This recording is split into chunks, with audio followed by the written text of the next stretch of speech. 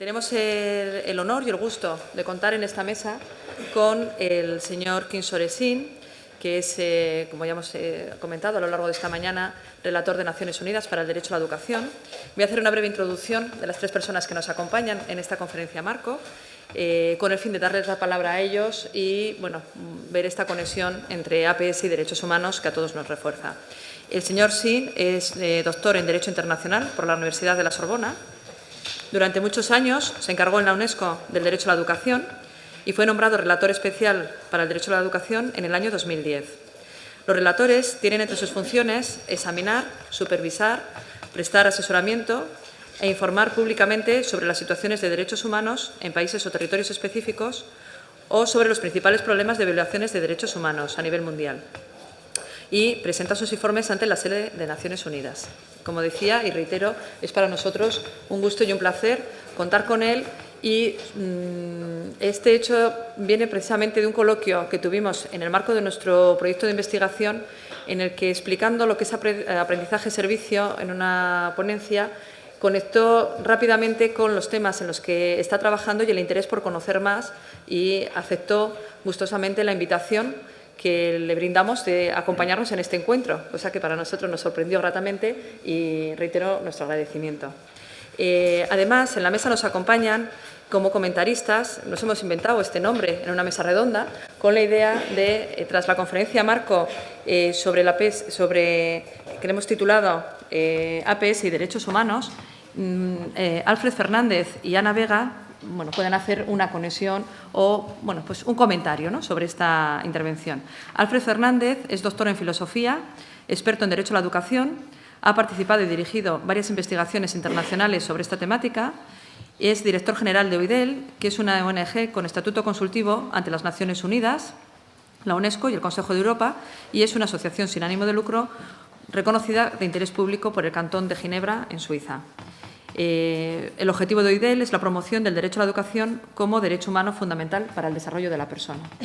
Y, finalmente, Ana Vega, que es catedrática de Derecho de la Universidad de La Rioja y directora de la Cátedra UNESCO de nuestra universidad, ha dirigido varios proyectos de investigación y es autora de numerosos artículos y libros con enfoque basado en derechos humanos. Actualmente es la investigadora principal del consorcio de universidades que integra el proyecto ABDEN y que tienen como finalidad apoyar y acompañar a la enseñanza superior en el Magreb en la integración del enfoque basado en derechos humanos.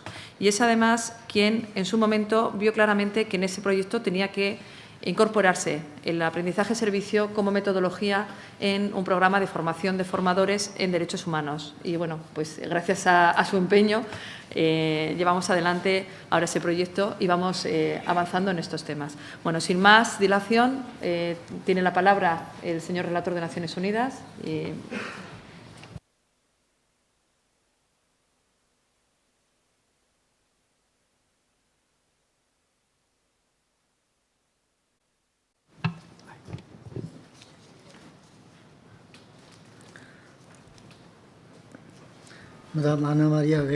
Señora Ana María Vega,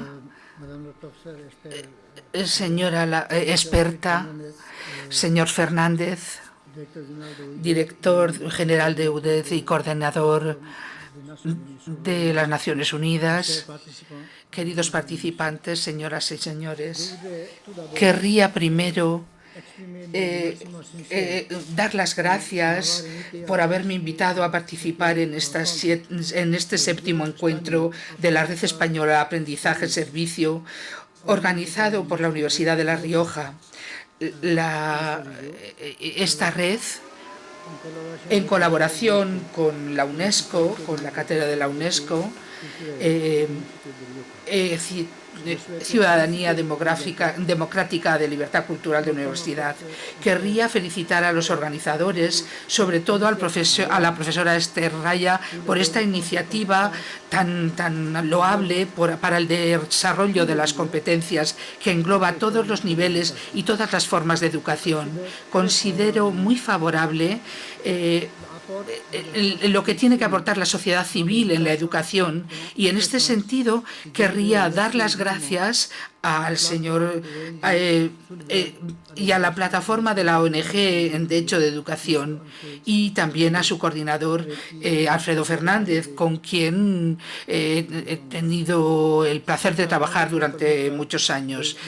Este encuentro va a permitirnos reflexionar para responder a los retos que se plantean en la educación en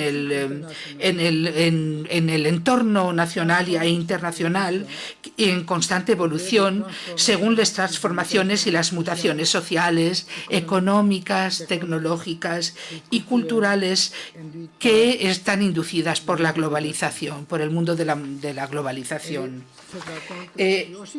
También es importante este encuentro para favorizar un acercamiento que permita a las escuelas y a las universidades, a los centros de formación, estar verdaderamente abiertos en todos los medios y reducir resolver las dificultades y las carencias en materia de educación de los jóvenes como de los adultos.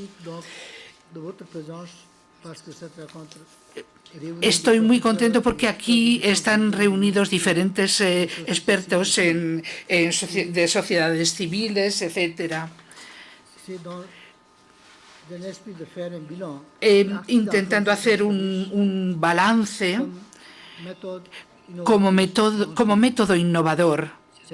Este método está destinado para la innovación social, para las competencias de los valores, ofreciendo un servicio a la comunidad. La sociedad, como me ha explicado el señor presidente de la región, es una gran importancia. La innovación es muy importante en la sociedad porque hay que preservar los valores y los objetivos esenciales de la educación, de los derechos del hombre. Los objetivos para la educación, para los derechos del hombre, para los ciudadanos en democracia, para el futuro. Querría señalar la importancia de la educación y del aprendizaje a lo largo de la vida. El derecho a la educación verdaderamente tiene que estar comprendido. La educación tiene que incluir la importancia para el empoderamiento, para la transformación de la sociedad de hoy. Querría citar aquí la definición de educación a lo largo de la vida de la Unión Europea, que es importante para nuestro trabajo de hoy. Según esta definición, toda actividad de aprendizaje que se emprenda en todo momento de la vida con el fin de mejorar los conocimientos, las cualificaciones y las competencias en una perspectiva personal, cívica, social, ligada al empleo. Tratándose del aprendizaje a lo largo de la vida, caracterizaría esto según 4 aspectos esenciales, cuatro planes. Primero, el concepto de la educación como un continuum. Hoy la educación está considerada como un continuum. El proceso que empieza antes de que se empiece en la preescolar, la educación preescolar, y continúa después de la escuela secundaria. La cuestión de la distinción tradicional entre educación primaria y permanente que se plantea en el reporte mundial sobre la educación, el derecho a la educación, pone el acento en las necesidades de las sociedades modernas que se tienen que definir con referencia a un periodo particular de la vida. La educación de los adultos que se opone a la de los jóvenes, por ejemplo. Por eso hay una finalidad que está circunscrita a la formación profesional, que distingue la formación general. Formación profesional y técnica, el aprendizaje real, distinguir la formación general con respecto a la formación técnica. Esto explica que los hombres tienen toda la vida para aprender y siempre tienen que estar en continuo aprendizaje. Hay muchísimas formas para aprender. Desde la infancia hasta el final de la vida, todo sirve para un conocimiento dinámico del mundo, de los demás y de uno mismo. Después, la educación y la continuidad en la educación sin consideración de edades. Esta concepción de la educación como continuum está desarrollada por el Comité de Derechos Económicos, Sociales y Culturales de Naciones Unidas. El disfrute del derecho a la educación de base está sometido a ninguna condición de edad o de sexo. Tiene que valer tanto para los niños como para los adolescentes y los adultos, incluso para las personas de más edad. El concepto de necesidades educativas fundamentales, pues la educación a lo largo de la vida debería ser concebida en relación con la alfabetización. Y en muchos países del mundo de hoy. Esta educación de base es un derecho que se aplica a todos los grupos de edad.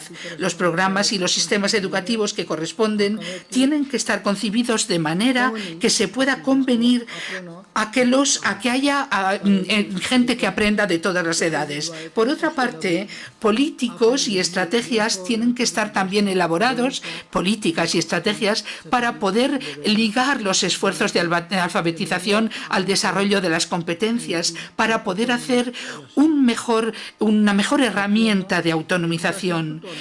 En cuarto lugar, la educación a lo largo de toda la vida tiene que estar religada a la formación técnica y profesional. Como sabemos, en una economía mundializada, las perspectivas de empleo están cambiando siempre rápidamente. La rápida evolución del sector de las tecnologías de la información exige un acceso permanente a la enseñanza técnica. Nuevas aproximaciones de educación y de formación son esenciales para poder responder a las preguntas, a las cuestiones de nuevas competencias en una sociedad cada vez más fundada sobre los conocimientos y las competencias. El establecimiento de ligazón durable entre los establecimientos de enseñanza y de formación técnica y los profesionales y las empresas es esencial para que el sistema responda mejor a la petición de competencias y de concurrencias de competencias. Las interesantes experiencias que se llevan a cabo en ciertos países europeos, en particular en lo que tiene que ver con el sistema dual de formación de aprendizaje en las escuelas y en las empresas, según un marco que está ya convenido, son muy pertinentes.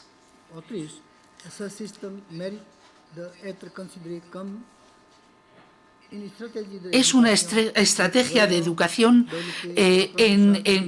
muy importante y muy necesario para poder responder a las demandas de los países sociales y culturales. Con respecto a este tema, agradezco mucho las iniciativas tomadas en la región de La Rioja, que es pionera en este campo en España. El sistema de educación tendría que estar guiado por la misión humanista de la educación y no por una visión simplemente utilitaria de su papel. Esta misión humanista de la educación, que se está desnaturalizando, nos obliga a prestar atención renovada a los valores y a las normas de los derechos del hombre, así como a la noción de ciudadanía mundial. Las preocupaciones que conciernen a la calidad de la educación a menudo tienen el eje en la debilidad de las adquisiciones escolares evaluadas en términos de conocimientos, de calificaciones, de competencias, y que tienen repercusiones en los establecimientos de un marco conceptual para una educación de calidad.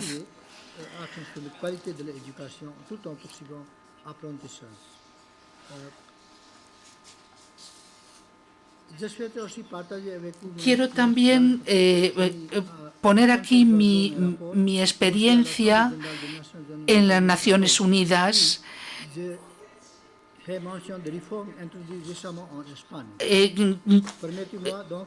Quiero señalar dos elementos de todo este estudio que se hizo que me parecen muy importantes.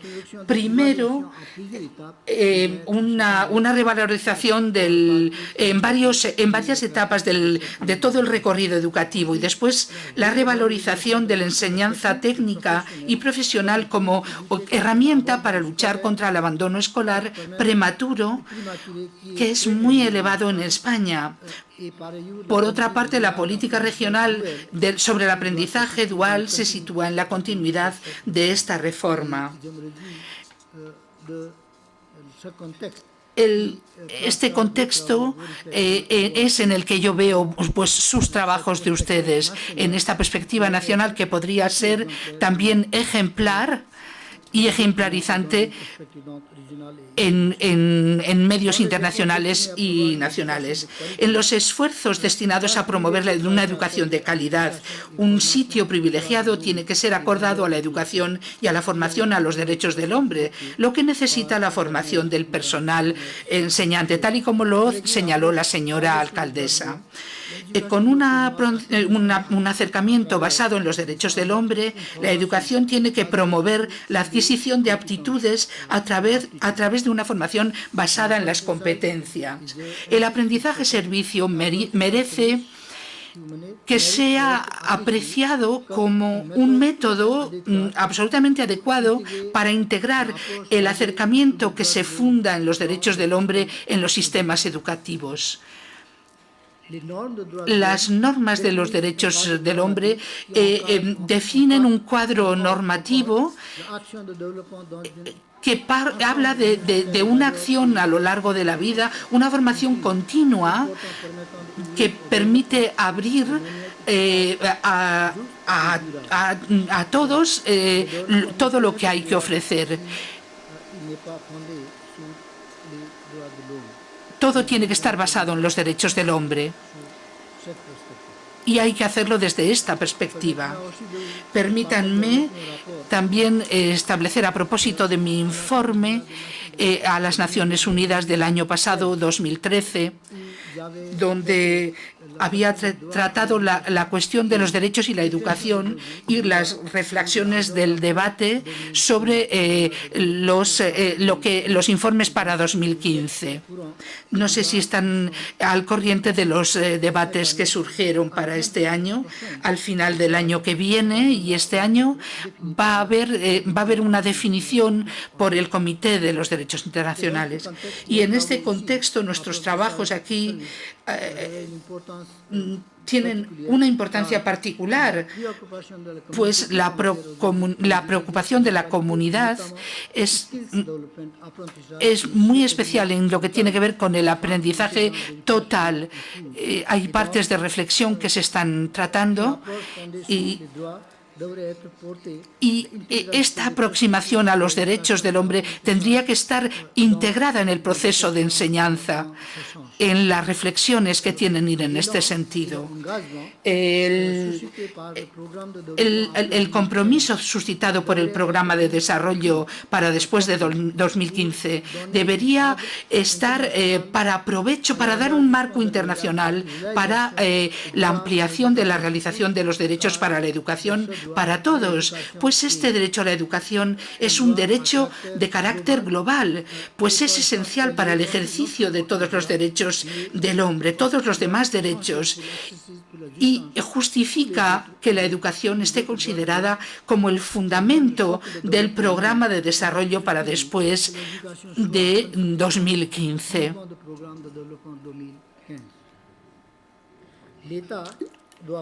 El Estado tiene que hacer frente a numerosos desafíos para realizar la educación a lo largo de toda nuestra vida, ahora y en el futuro.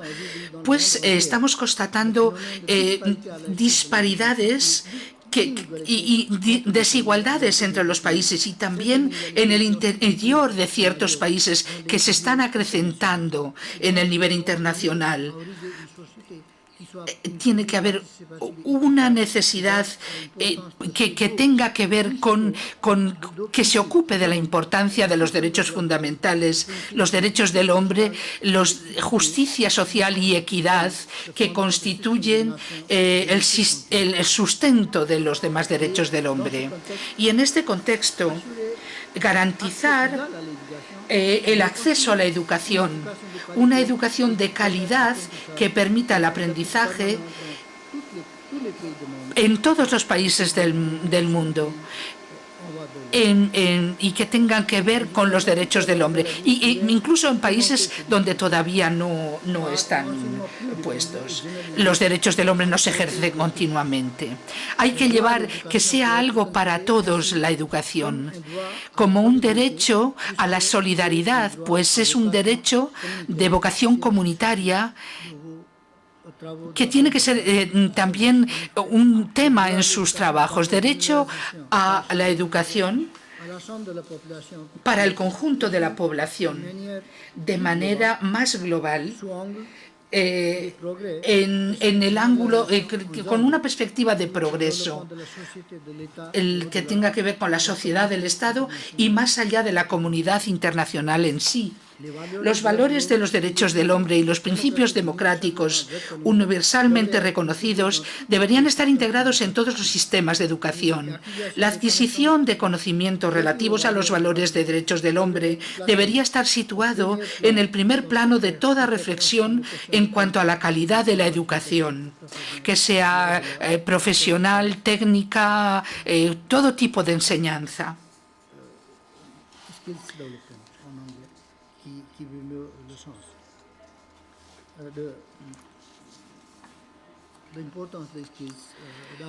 La importancia del aprendizaje. Voy a terminar queriendo decir el sitio que tiene predominante el aprendizaje y el rol que tiene la educación. Todos los objetivos del milenio tienen que ver con la educación. Es evidente que todos los objetivos deberían estar detallados, ligados a la educación, a los programas de desarrollo que tenían que tener parámetros ligados a la educación y al programa de desarrollo para después de 2015. Un aprendizaje que tenga en cuenta todos estos parámetros. Me alegro mucho de las reflexiones que van a estar hoy al servicio de todos en cuanto al aprendizaje servicio, que nos van a permitir ver mejor el concepto y reforzar la acción normativa, que sigue siendo un desafío permanente. Les doy las gracias y por su colaboración y espero que sigan ustedes trabajando en este sentido. Muchísimas gracias.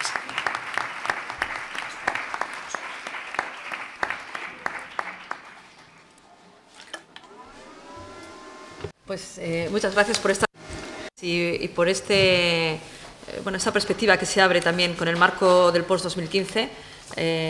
Hay que seguir trabajando, hay que seguir avanzando en la extensión del derecho a la educación en todos los lugares y en todos los momentos.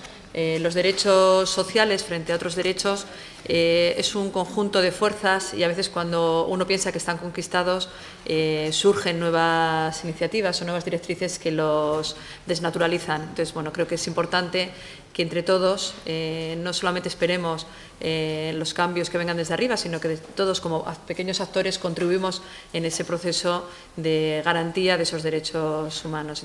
También en el ámbito, cada uno desde nuestro ámbito de influencia, a veces como profesores en el aula, como profesionales en la acción social, tenemos capacidad de hacer que ese derecho cobre sentido, ¿no? Más allá de una garantía jurídica, sino también de una acción social.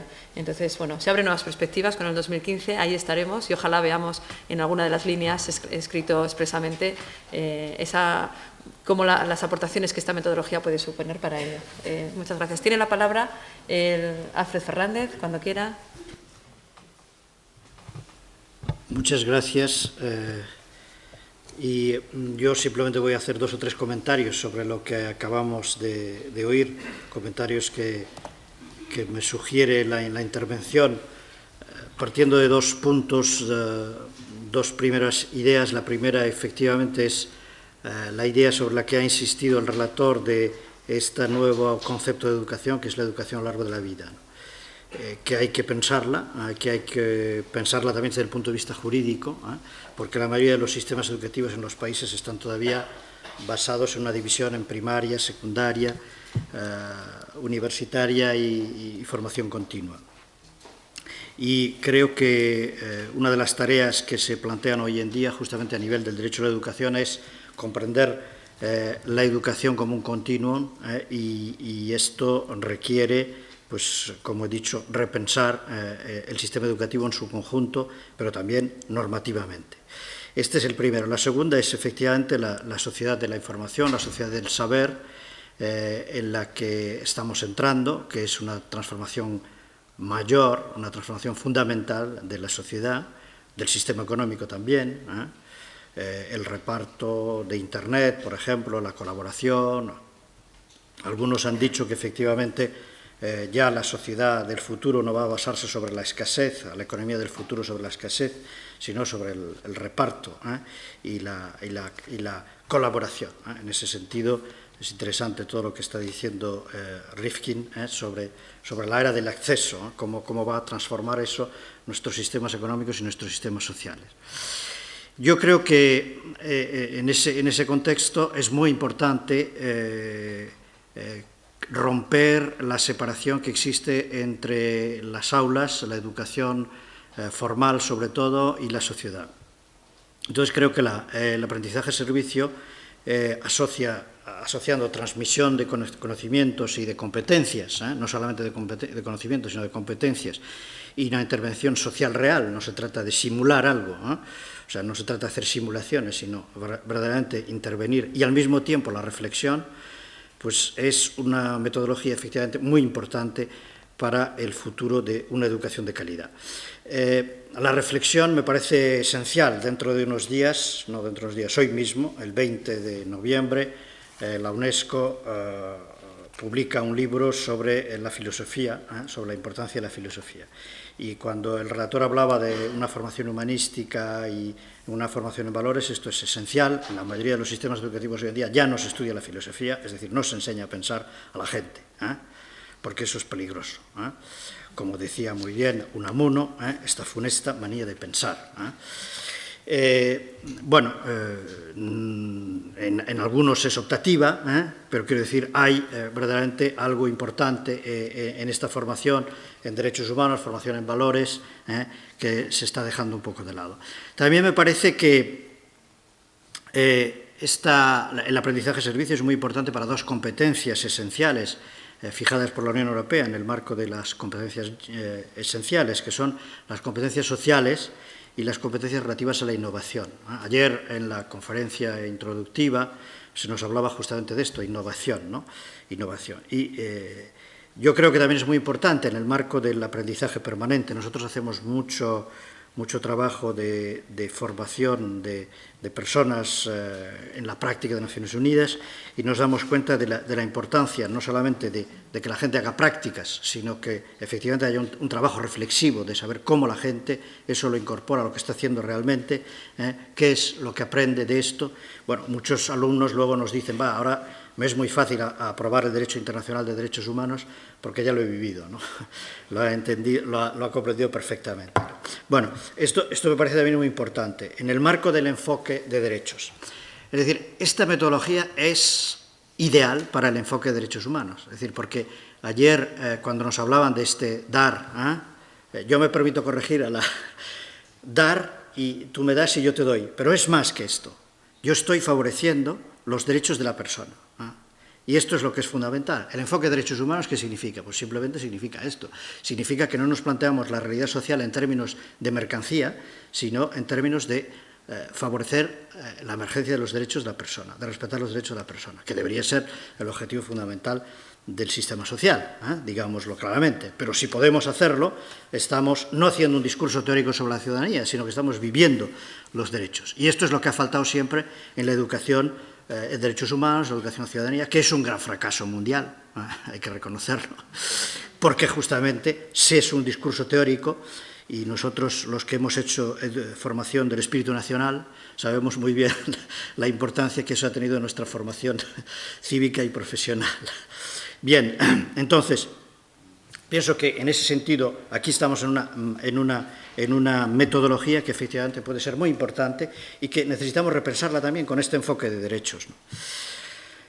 De algún modo, como decía Pedro Sanz, el aprendizaje de servicio es un modo también de hacer de toda la educación un sistema dual, que no sea solamente las aulas, sino que sea algo en la práctica, ¿eh? Y creo que esto era el objetivo ya que se había planteado Claparède, en los años 20, en los años 30, con la educación activa, ¿eh? Yo me acuerdo de haber escuchado a una profesora de la Universidad de Ginebra que había sido alumna de l'École des Petits, la escuela de los niños, de Claparède, en la que decía, bueno, vamos a aprender a navegar, pero vamos a construir un barco, y primero construimos un barco, entonces aprendemos a navegar. Bueno, es una idea antigua ya, es una idea de comienzos del siglo pasado, pero que todavía no se ha llevado a la práctica en muchos casos. Entonces creo que la metodología de la que vosotros estáis trabajando de una manera importante, y que vamos a trabajarla también en este proyecto europeo, ABDEM, pues ayudará justamente a esta transformación también del sistema educativo, que francamente no está de acuerdo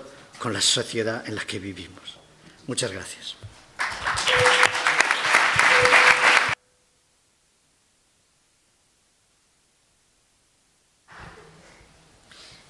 Pues muchas gracias, Alfred. Pasamos la palabra a Ana Vega.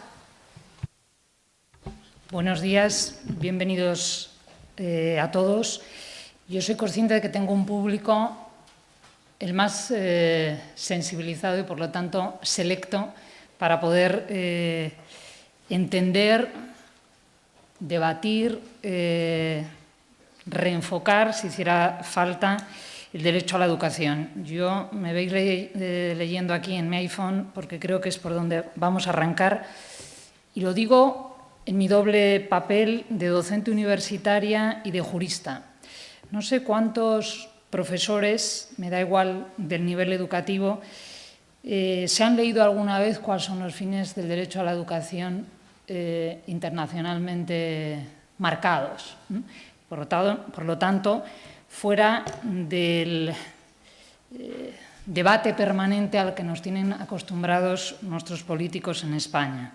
Permitirme que lo lea. Dice, los Estados partes en el presente pacto, deliberadamente no recurro a la Declaración Universal, sino al pacto, en la medida que, como sabréis, los pactos jurídicamente son más vinculantes y, por lo tanto, tienen mecanismos para reivindicar su vulneración o su incumplimiento. Entonces, dice, los Estados partes en el presente pacto reconocen el derecho de toda persona a la educación y convienen en que la educación debe orientarse, no está distinguiendo el nivel educativo, por lo tanto, en cualquier caso, hacia el pleno desarrollo de la personalidad humana y del sentido de su dignidad, y debe fortalecer el respeto por los derechos humanos y las libertades fundamentales.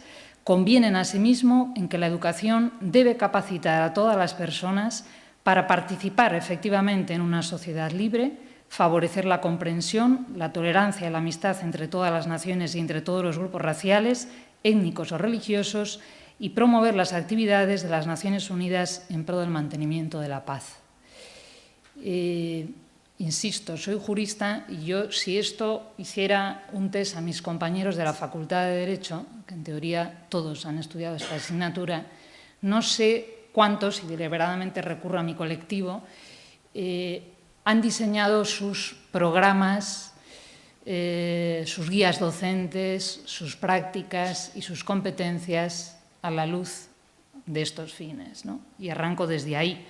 Por eso, cuando Esther me presentó el aprendizaje servicios, que no lo dudé, de alguna forma fuera del marco estrictamente pedagógico, yo lo he entendido siempre así, por lo tanto hubo una conexión directa, ¿no? Esos fines de la educación nos retan a actualizar, a revisar la educación en general, y hablo ya de la que a mí me afecta, la universitaria. El profesor Alfe Fernández y el relator, ¿no?, de alguna forma decían lo mismo: cómo abrir la universidad a la sociedad y cómo dejar que la sociedad entre en la universidad, ¿no? Y no solo a la luz de las necesidades del mercado. Como bien habéis visto, el mercado no aparece mencionado en los fines de la educación, ¿no?, que es la gran obsesión, ¿no? La gran obsesión tiene su lógica, en parte, ¿no?, por las necesidades del escenario, pero quizá un escenario que lo hemos construido nosotros a nuestra medida reductiva, dejando fuera todos estos fines que hemos mencionado, el derecho a la educación. Yo comentaba hace un rato, y os lo ilustro, como sorpresa incluso mía, porque como yo no pago matrícula universitaria, nunca me había fijado, pero coordino los Erasmus de la Facultad de Derecho, de Ciencias Jurídicas y Sociales.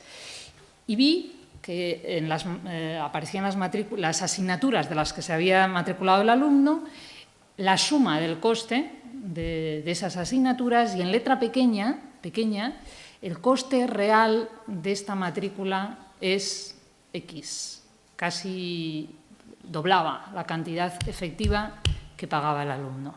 Esto se le entrega a cada alumno con su diríamos, factura universitaria. Estoy segura que muy pocos alumnos leen esa letra pequeña. ¿Qué ocurre con esa diferencia entre el coste real y el coste social? Porque es la sociedad la que está poniéndote esa diferencia. ¿Qué haces tú con esa diferencia como estudiante universitario en servicio de la sociedad que te da esas posibilidades, ¿no? Este sería el primer mensaje que desde el momento en el que entran en la universidad te tendría que quedar clarísimo, ¿no? Y que forma parte, por supuesto, de nuestra responsabilidad como docentes el ilustrarla. Por eso, el enfoque de derechos humanos encaja de lleno en este método, porque el enfoque subraya que los derechos humanos tienen que estar presentes, como habéis visto, como finalidad, es decir, como resultado de educación, pero también en los procesos. El segundo, el Plan Mundial de Derechos Humanos en la Educación Superior, de hecho, lo ilustra así. Dice que la educación en los derechos humanos abarca 3 facetas, para que veamos esto cómo encaja con el aprendizaje-servicio. Tiene que ser una educación sobre los derechos humanos, es decir, los alumnos de cualquier carrera tendrían que conocer y comprender, trasladado, diríamos, al perfil o de disciplina que estén cursando, las normas y principios de derechos humanos. Abro un paréntesis. Nuestra normativa, es decir, el Real Decreto de Títulos y Grados de España, incluye una mención a que esta formación tiene que ser transversal y tendría que estar presente en todos los títulos. Amnistía Internacional ya se ocupó de hacer un balance y de decir la nota bajísima. Sorprendentemente, en pedagogía, magisterio, no tiene muchísimas universidades no tienen ninguna asignatura ni nada parecido incluido en su currículum formal. En el mejor de los casos aparece como una optativa. Segunda idea de la educación a los derechos humanos. Los derechos humanos, es decir, la educación a través, por medio de los derechos humanos. Y eso supone que todos los elementos, procesos de aprendizaje, programas de estudio, soportes educativos, métodos, tienen que contribuir a que el enseñante y el alumno incorporen los derechos humanos. Tercer elemento, la educación para los derechos humanos. Es decir, al final de cualquier proceso educativo, el alumno tendría que estar en condiciones de haber captado, y estará el término que el relator mencionaba en inglés y en francés, nosotros lo traducimos como el empoderamiento, es decir, el derecho humano no es ahí una utopía estupenda, sino me capacita para ser capaz de diagnosticar una situación y decir, en este caso y a estas personas o a mí mismo me están vulnerando los derechos humanos. El enfoque de derechos cambia el prisma, pasamos de las necesidades a los derechos. Es decir, la Administración no me hace un favor cuando me da o me deja de dar. Tiene una exigencia, una obligación respecto a mí, ciudadano. Si esto ya es relevante en el primer mundo, no os digo nada en contextos de escasez, donde está tan victimizada la propia pobreza y donde, por lo tanto, ese empoderamiento está absolutamente anulado. Creo que en este marco todavía se puede entender mucho mejor el magnífico trabajo que realizáis, ¿no? Y que no dudo en que es una riqueza metodológica increíble trasladarla a las aulas. ¿Por qué os digo esto? En el mejor de los casos, yo como profesora de Derecho, los derechos humanos están incorporados a los resultados, pero incluso resultados pobres, porque yo hago un examen y compruebo si se saben o no se saben las normas. Y eso, en la mayoría de los casos, acaba ahí. Si lo incorporo a los procesos, y aquí encaja el aprendizaje-servicio, estamos buscando aprendizajes que sean significativos. Y cuando hablamos de un aprendizaje significativo en términos de derechos humanos, el profesor Fernández apuntaba reflexivo como primer gran desafío en la actualidad, donde está el bombardeo de información y no sé, lo poco que invita a reflexionar, reflexivos y, en consecuencia, predictivos y proactivos. Cualquier aprendizaje, me da igual del que fuera. Si además a eso le incorporamos el enfoque, o sea, un aprendizaje que sea realmente predictivo, que por lo que yo sé, soy capaz de diagnosticar que este contexto donde yo estoy haciendo mis prácticas, donde estoy, tiene carencias, casi uno haría un DAFO de la situación, que amenazas, que fortalezas. Esa sería la mejor riqueza que podríamos dar a nuestros alumnos con ese plus predictivo, proactivo. Me diréis, bueno, y esto, bueno, yo en un avance que estamos trabajando en este proyecto ABDEN, fijaros, en contextos de un contraste tan fuerte como puede ser Europa y 6 universidades del Magreb, Túnez, Marruecos y Argelia, con los contextos que todos conocemos.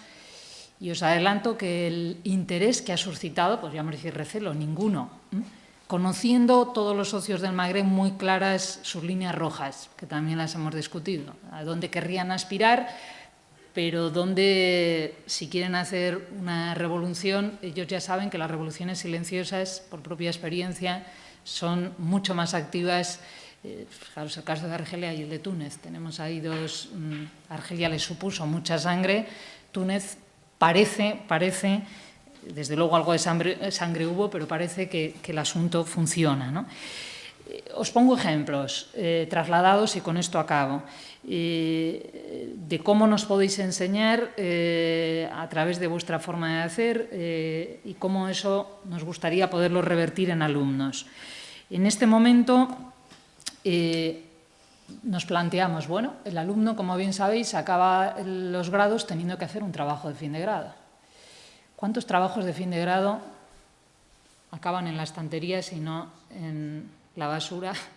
Porque te ocupan espacio, ya os lo digo, además nos hacen conservarlos durante 5 años. Imaginaros cúmulo, ahora ya formato CD, pero bueno, entre poner al alumno a analizar una situación abstracta, a aterrizarle en un escenario concreto y decir, mira, analiza, valora y concluye. Esto, en este momento, a modo de experiencia, lo estamos haciendo con un proyecto de cooperación al desarrollo, al que hemos subido, que esto no os lo he dicho, la universidad, esa responsabilidad social, lleva a transferir el conocimiento. Nuestra investigación tendría que estar, es también un aprendizaje, al servicio de la sociedad. Un equipo de profesores de química están trabajando, investigando sobre cómo mejorar la calidad del café de una zona de la selva de Perú, de Satipo, al servicio de 10 cooperativas de agricultores. Bueno, entre estar investigando ese café para la empresa no se sabe bien de aquí, esas técnicas cualitativas, cuantitativas, poner toda esa sabiduría al servicio de una necesidad concreta en la que todo un equipo de alumnos y de profesores investigan para una necesidad concreta un contexto totalmente determinado.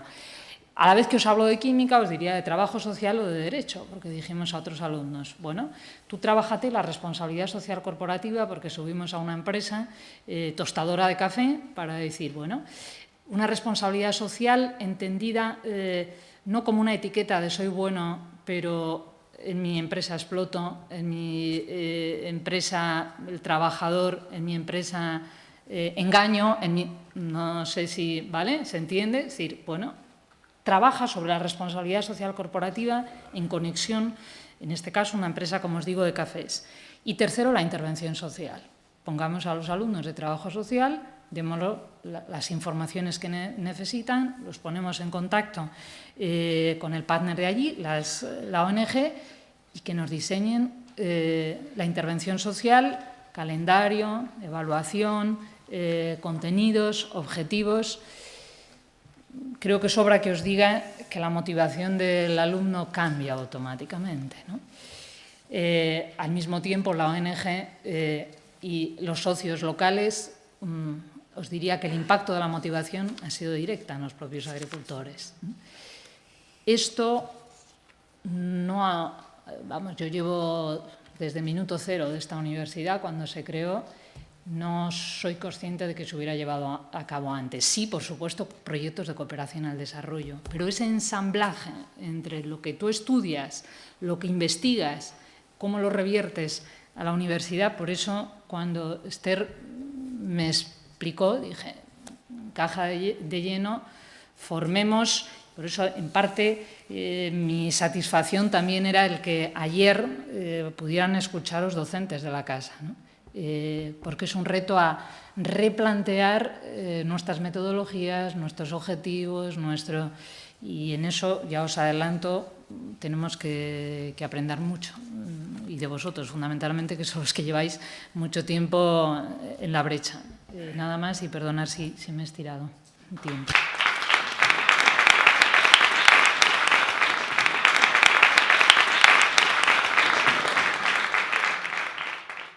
Bueno, pues muchas gracias a los tres.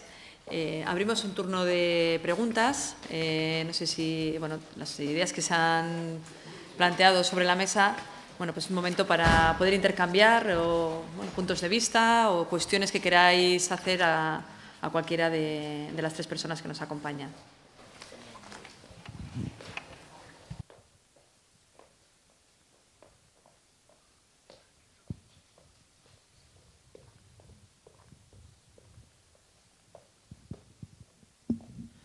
Buenos días, mi nombre es Ángela Chútegui y represento a UNICEF en La Rioja.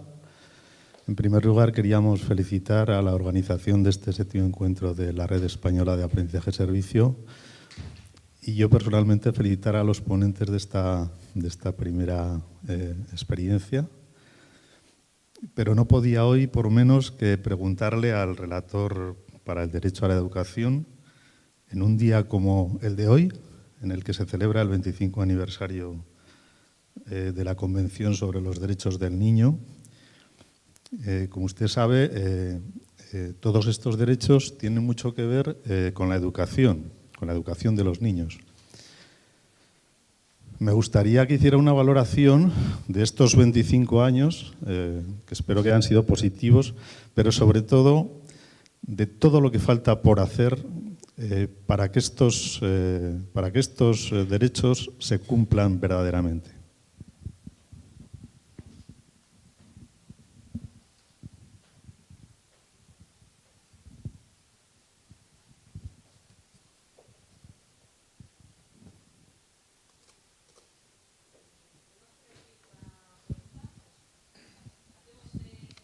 Hacemos las preguntas de conjunto. Hola. Más que una pregunta, es una reflexión en voz alta, agradeciendo a los tres ponentes de la mesa las visiones que nos han dado. Me ha encantado la visión no mercantilista de la educación. Y respecto a esto último, de poner al servicio de la sociedad tanta sabiduría, sobre todo ahora que todos los alumnos universitarios en España tienen que hacer ese trabajo fin de grado, se me ocurre de alguna manera el que hay que dar visibilidad. Entonces, mi propuesta para pensar encima de la mesa, y dado que esto es un encuentro, una red española, no solo universitaria, pero también con contenido universitaria, es a lo mejor la posibilidad de crear algún tipo de premio. No es tanto por el premio, porque al final parece también, me estoy contradiciendo con mis palabras en la historia mercantilista, pero quizás el otorgar algún tipo de reconocimiento a aquellos trabajos fin de grado y darles visibilidad, que ayer hablábamos de que había que dar visibilidad a aquellos trabajos fin de grado, fin de máster, que no se quedan en las estanterías, sino que salen a la calle, quizás podría ser una cosa a darle vueltas. No sé si en la figura de premio o en la figura de reconocimiento, pero se podría darle una vuelta. Y gracias por la reflexión. Gracias. ¿Había por ahí otras dos palabras?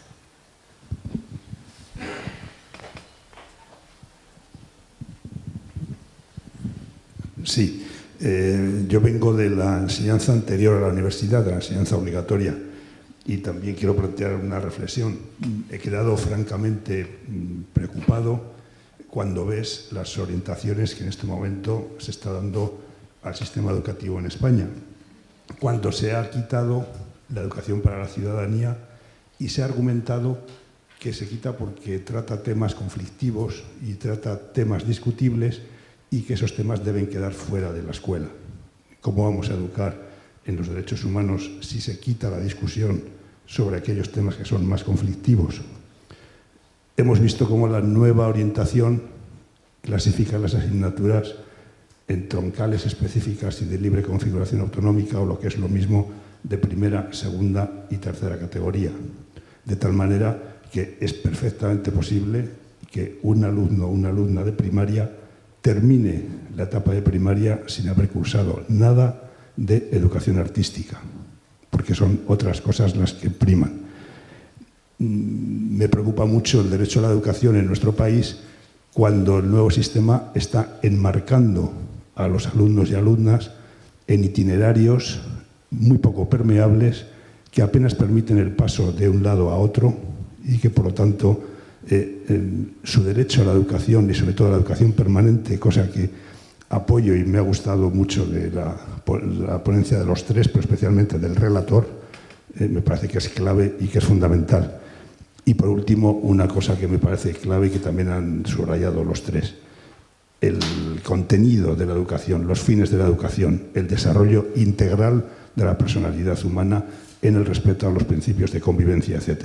Artículo 26 de la Declaración Universal de Derechos Humanos, artículo 27 de nuestra Constitución española, recogido, como bien ha leído Ana Vega, en el Pacto por los Derechos Económicos, Sociales y Culturales.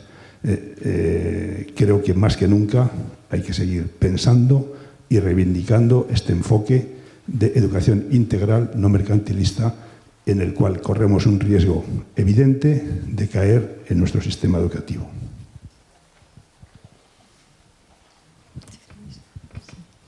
Bueno, agradecer también a los tres ponentes por habernos inspirado con sus ideas y sus planteamientos. Yo quería hacer un comentario sobre, un ruego, una solicitud. Las personas que estamos aquí, que trabajamos el aprendizaje-servicios, somos convencidos, estamos, como decía Ana, estamos sensibilizados hacia estos temas. El aprendizaje-servicio es un enfoque de abajo arriba. Lo nuestro es vivir, es hacer realidad eso en lo que creemos. Y entonces, pues la idea de estar en red, de tener una plataforma, una red española, es inicialmente compartir, conocernos, darnos fuerzas, ¿no? Pero poco a poco vamos viendo que según esto va tomando fuerza, la red empieza a tener otras funciones y estamos asumiendo la de difusión.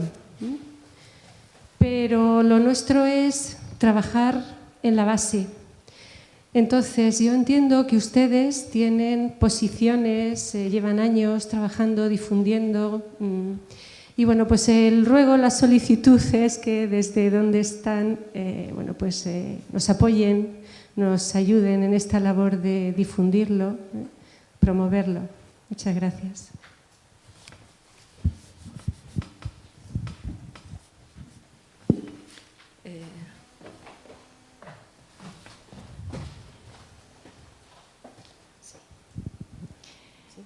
Muchas gracias a los tres. Y yo quería un poco intervenir en el sentido de la educación a lo largo de toda la vida, ¿no? Y lo que supone la formación en los periodos más difíciles para las personas, ¿no? A mí el APS me parece una herramienta muy potente, ¿no?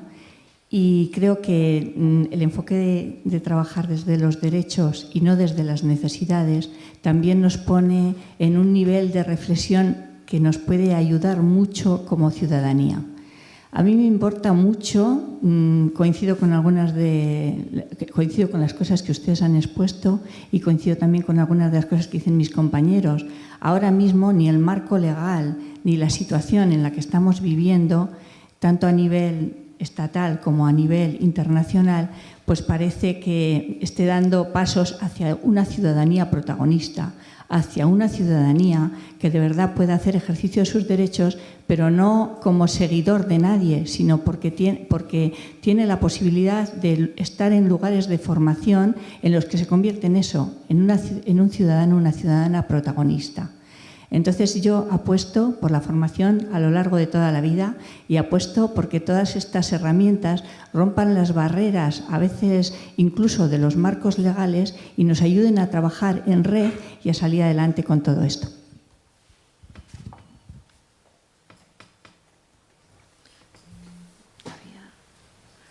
¿Había por ahí otro turno de palabra?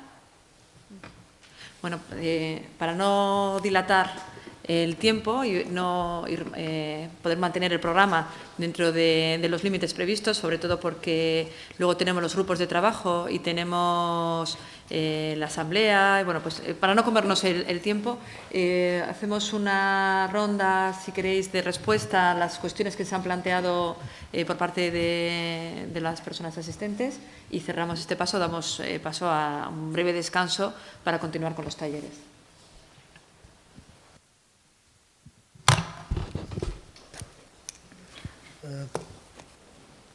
Tout d'abord, je voudrais vous remercier beaucoup pour l'intérêt que vous avez manifesté. Les doy las gracias por el interés que han manifestado, el derecho a la educación y para resolver aspectos. Quiero felicitar la apreciación hecha, el derecho a la educación en los países. Reducir la educación como algo mercantilista, efectivamente, es terrible. Y también hace unas semanas hemos estado en la... no le oigo bien. Que se acerque un poco más al micrófono, por favor. Un poquito más al micrófono. Sí. Sí. Cuestión de sauvegarder, je souhaite reporter donc à votre attention mon rapport. También vous avez soumis à l'Assemblée générale des Nations Unies. Quiero hablar de esto en la Cámara, quiero hablar de todo esto. La cuestión fundamental, salvaguardar la educación entre los públicos, en la vía pública y reglamentar todo el cuadro que tiene que ver con la educación, todo lo que tiene que ver con el soporte social de la educación. Creo que da mucho ánimo ver cómo están ustedes continuando el debate del derecho a la educación, el derecho a la educación que tenemos que tener todos.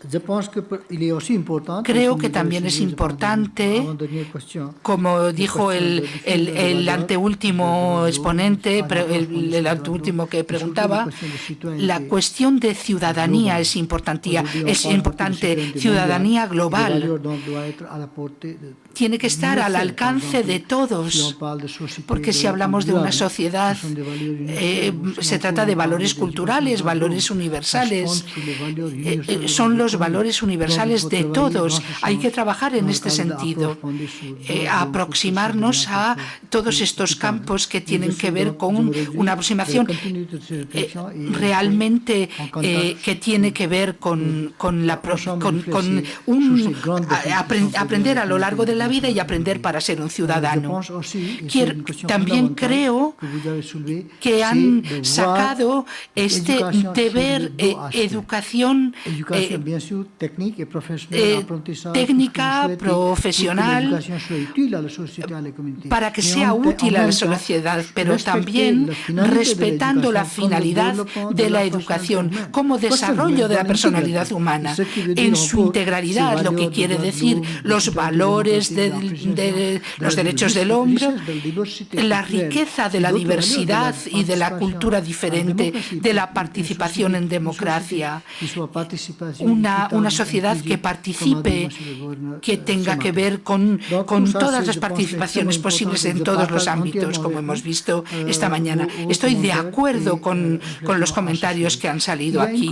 Hay una cuestión pertinente. La primera, pienso que me han hecho de la Convención de los Derechos del Niño, el 25 aniversario,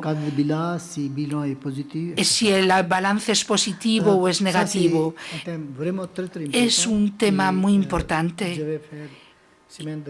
Y la semana próxima voy a hacer una conferencia en Belfast sobre este tema. Hoy querría decir algo. Estamos en un mundo que está caracterizado por una gran disparidad, desigualdad, iniquidad. Hay miles, millares de niños.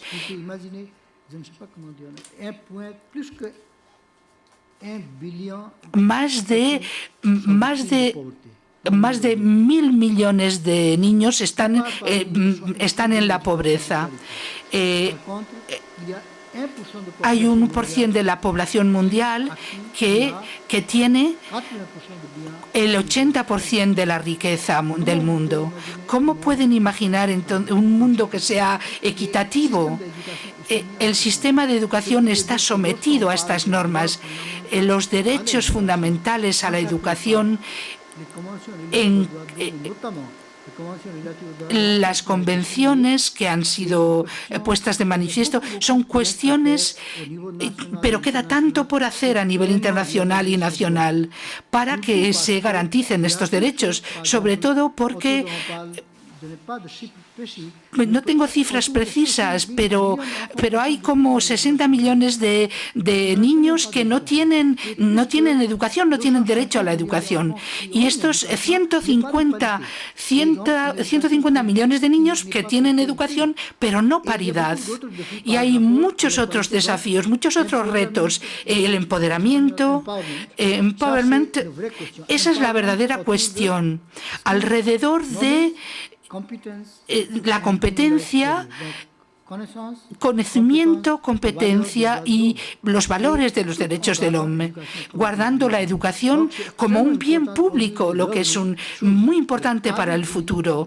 El marco jurídico de los derechos a la educación que consagra derechos a la educación sobre la base de la igualdad para todos. Y como decía ayer, es algo que tiene que ver con la igualdad, que no existe para todos. Hay que intentar que se garantice que la educación sea una educación para calidad, para cualidades, para conocimientos y respeto de los valores humanos. Una educación que esté consagrada para el desarrollo de la personalidad en su conjunto. Y quiero también decir una medida fundamental de UNICEF, de la UNESCO, que son responsables como agentes principales para poner en marcha esta convención. Hay que hablar del niño para el futuro, que es muy importante en nuestra reflexión. Cuando se habla hoy de derecho a la educación, agenda para 2015. ¿De qué estamos hablando? Vivimos en un mundo donde hay muchísima violencia, sobre todo en la escuela. ¿Cómo se puede imaginar que haya falta de respeto con respecto al profesor? Y les puedo citar ejemplos. He tenido en viajes, hay un presidente de país que me explicó que la primera cosa es que necesitamos un renacimiento social, porque hay niños que se drogan, que son violentos, que no respetan los valores ni a los profesores, ni a los alumnos, ni nada. Tenemos que tener una sociedad que respete a la familia, que respete los valores de los derechos del hombre. Es un renacimiento social en el seno de la Comunidad Europea también. ¿Cómo podemos en cada país, qué podemos hacer con respecto a la gente que tiene necesidad de una escuela única? Y esto tiene que ver con el aprendizaje en este contexto. Y sin más, quiero realmente felicitarles por todo lo que han expuesto y deseo que avancen mucho y muy bien. Y deseo también que cuando hablamos de todas estas cosas pongamos mucha más atención, hablemos porque estamos hablando de los niños del futuro, que tienen que ser respetuosos de los derechos del hombre y tienen que ser filosóficos, tienen que saber reflexionar. Porque vivimos en un mundo que es demasiado materialista, que no tiene demasiados valores, que hay un mercantilismo en el mundo, con una economía liberal que es algo inaceptable a nivel de responsabilidades sociales. Y desearía, para terminar, llamarle la atención en cuanto a Oxfam, que es una aportación muy importante que tiene que ver con la desigualdad, que sugiere que todos los gobiernos del mundo tienen que volver a los servicios públicos, público para dar. No se trata de los servicios privados que den. Los servicios públicos, sobre todo educación como un servicio público, que es algo fundamental para todos los gobiernos y para todas las sociedades. Muchas gracias.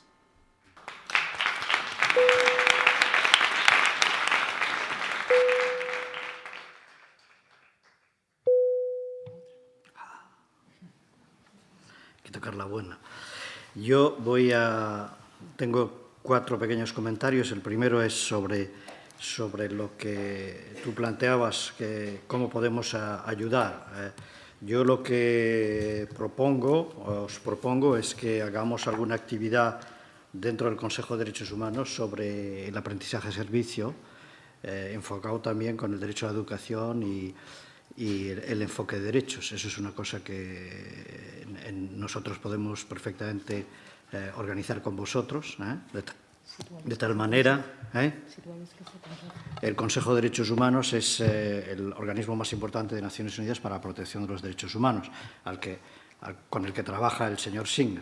Presenta un informe al Consejo justamente todos los años, y podríamos imaginar lo que se llama un evento paralelo sobre esto, o incluso a lo mejor un seminario sobre una actividad que ponga en relación con los derechos humanos el aprendizaje-servicio. Entonces, eso es algo que podemos discutir, podemos trabajar, podemos darle una visión mucho más global y universal. La segunda cuestión es con respecto a la ciudadanía y a la educación a la ciudadanía en general. Yo diría, ahora estamos cambiando también este tema. O sea, estamos ahora trabajando con un proyecto de la UNESCO sobre la ciudadanía global. Entonces, el cambio es muy importante entre la ciudadanía nacional y la ciudadanía global. Se trata no solamente de vivir en una comunidad nacional, sino de vivir en una comunidad internacional. En este sentido, lo que es muy importante, y en esto se puede hacer mucho hincapié, es que los Estados hagan sus proyectos de educación de derechos humanos, tal como lo pide el Programa Mundial de Educación de Derechos Humanos. Con esto se evitan muchos problemas políticos en los países, si los Estados hacen esto y se lo toman en serio, porque esto viene a nivel internacional y ha sido gestionado a nivel internacional. Desgraciadamente, a veces los Estados firman los documentos, hacen un programa y luego te envían un papel de 4 páginas que no dice nada, mientras que el Programa Mundial dice muy claramente cuáles son las obligaciones, cómo debe hacerse.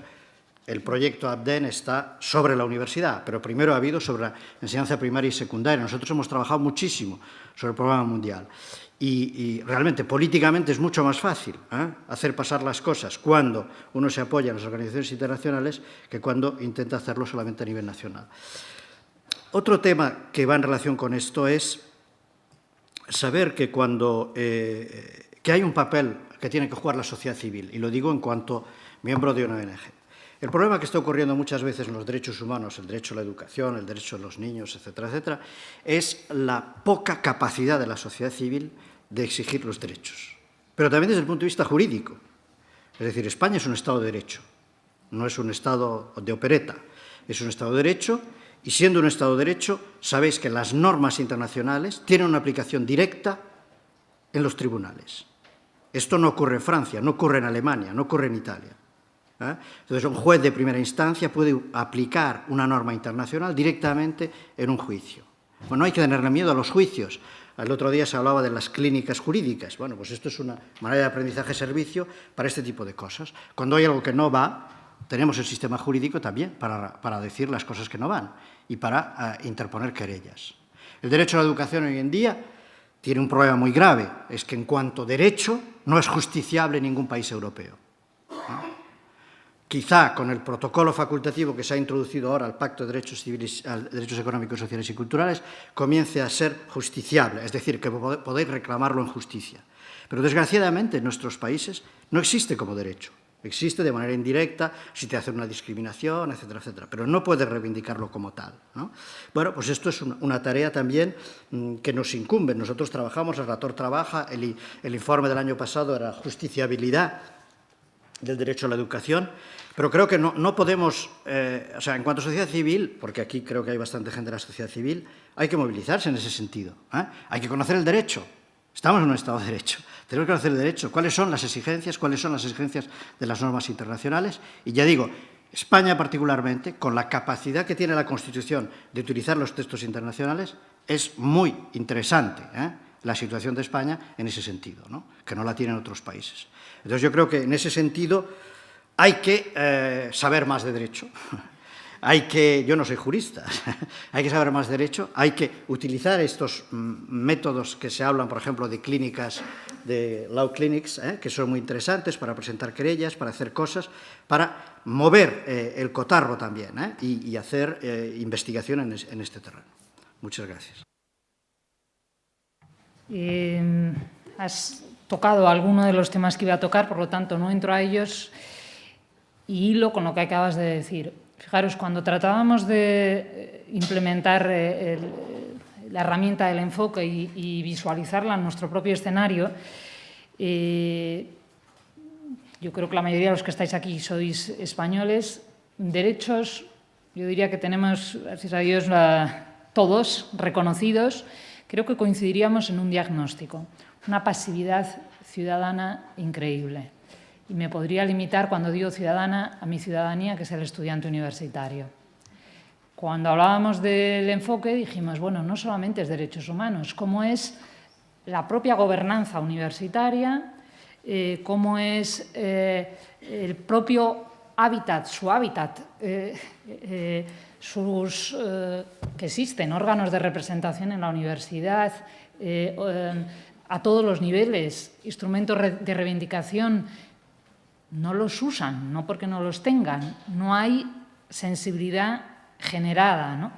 Y por eso os decía al principio que os necesitamos, decíais, ayudaros a difundir, yo diría, ayudarnos a concienciar. Y en este sentido, sugerencia que apunto, entre otras cosas, porque para esto sirven las cátedras. Las cátedras UNESCO no son torretas de cristal desde donde arriba analizas, no. Las cátedras UNESCO, tal y como se definen, son, podríamos llamarlo, plataformas que buscan la interacción entre institución universitaria, sociedad civil y, en su caso, responsables políticos. Desde luego, así se creó la nuestra, con esa sensibilidad de hacer correr el aire fresco en todas las direcciones. Y por eso os digo, os necesitamos. O sea, aquí sugerencias, yo no sé, porque nos vendría muy bien, a nivel de nuestra comunidad autónoma, el Plan Director en Cooperación prevé, y eso lo tenemos que dar cuerpo, un banco, por así decir, de oferta y de demanda. Es decir, de qué necesidades hay, imaginaros, de ONGs que dicen, yo tengo estos desafíos por delante, pero no tengo o materia gris o brazos que me ayuden a analizar ese ámbito de intervención en el que quiero actuar, ¿no? Quizás ese sea el primer paso, visibilizarnos unos y otros e interactuar. El desafío es cómo generar esos puntos de conexión en las redes. Es decir, vosotros tenéis creado vuestra red, habrá que darle una vuelta, y ahí nos ponemos ese reto, al menos Esther y yo, de cómo generar esos espacios donde esto estamos haciendo y qué podemos hacer nosotros e interactuar.